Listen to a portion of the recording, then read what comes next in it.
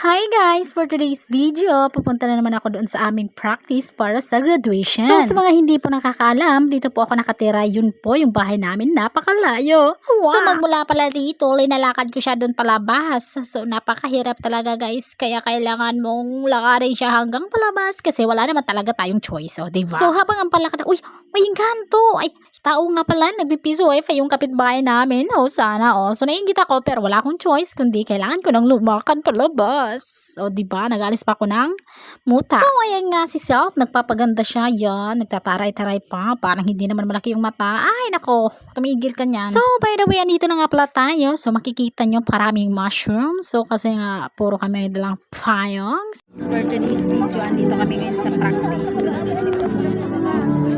With pretty cutie. Ha? Ano daw? Tama na.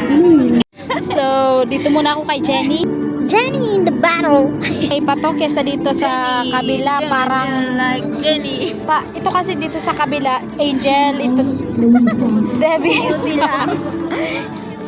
Demonyo po sa kabila, tsaka nasa kabila po Cutie. Siya Angel. Iba. Ito po, makasalanan po ito.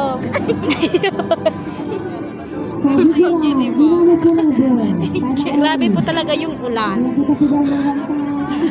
So, kahit nga po maulan, wala kaming choice kundi sundin po yung sinasabi ng principal namin. So, ayun nga. So, kitang-kita nyo naman kung paano kami maging mushroom dahil sa payong na yan. Pero, much better naman siguro yan, no? Kaysa naman magpaulan kami at saka magkasakit kami pag oras na graduation, diba? Ayan na nga siya. So, hanggang dito na lang. Babush!